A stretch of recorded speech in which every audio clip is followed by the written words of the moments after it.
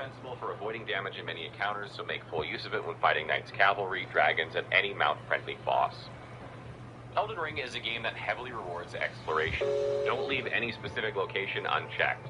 Some general tips for this are: Stonesward Key Imp Gates. These gates require a Stonesward Key.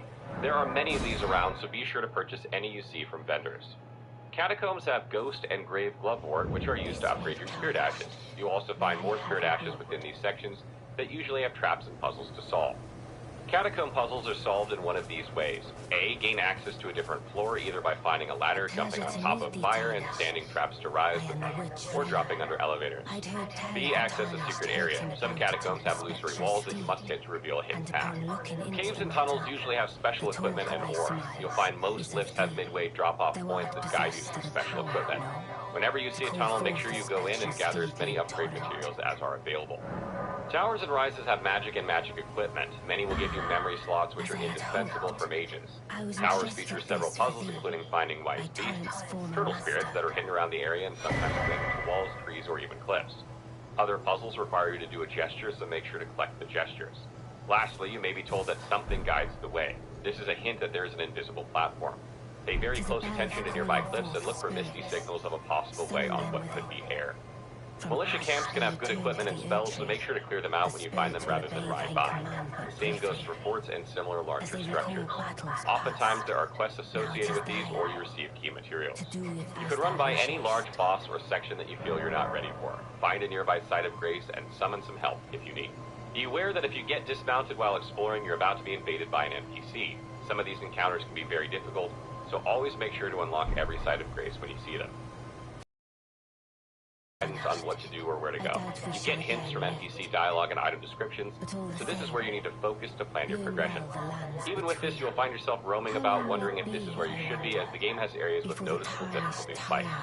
As mentioned before, your best bet is to book our game progress route, as it will evolve to include all NPC side quests and such. That said, your immediate aim should be to do Limgrave, Weeping Peninsula, and Stormhill before heading into Stormvale Castle. From here, you should go north to Liurnia of the Lakes.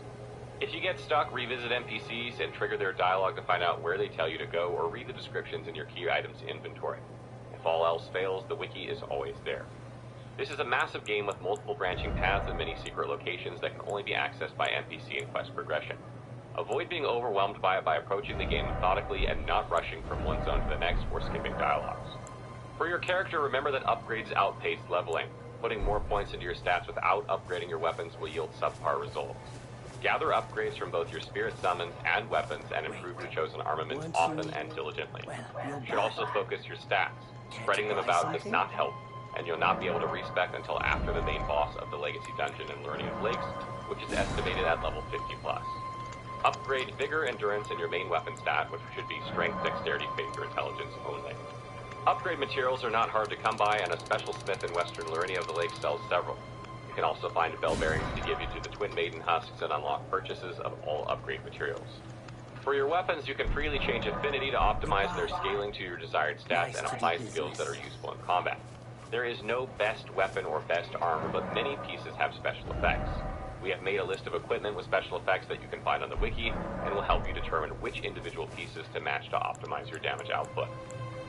Elden Ring has some of the most complex NPC questlines in the Souls series. This is mostly because the game is so large and non-linear that it's very easy to miss a step on their progress, or advance the main quest past the point where they can be found.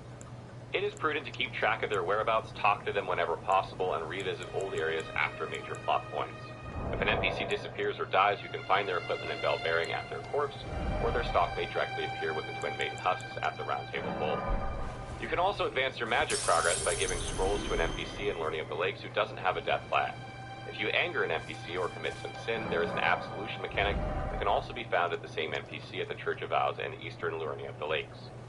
There is a lot more to learn to master Elden Ring, and there are so many tips that I can't possibly fit them all into one video.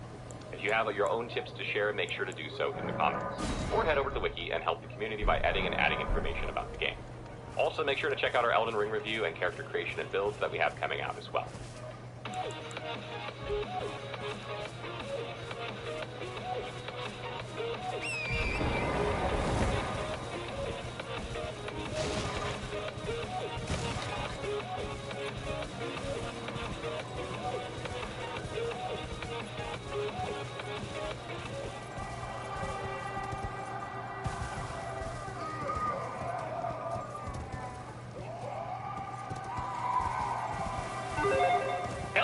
is here. And of course, you know, like any good FromSoft game, there are a bunch of things that the game doesn't spell out for you. Some things you really got to figure out for yourself. We got a bunch of tips for you. But keep in mind, a lot of the fun in this game is just discovering this stuff for yourself. That being said, we got some cool tips and tricks, so let's get started with number 10. Spirit tuning is a major gameplay element that's shockingly easy to miss out on. Outside Stormvale Castle, you can find a woman in a shack named Roderica. She seems like just another random FromSoft NPC, but she's actually one of the most important NPCs in the game, and completing her quest line unlocks an almost invaluable service. So what you want to do is talk to her, then go into Stormvale Castle and find an item off this pile of dead bodies next to the disgusting grafting room in the castle. Now, return to her after finding this thing and keep talking to her until she says that she'll go to the round table hole. Now, go talk to her there, and it seems like there's nothing else to it, but if you talk to the blacksmith, then he'll have new dialogue options, saying that she'd make a good spirit tuner.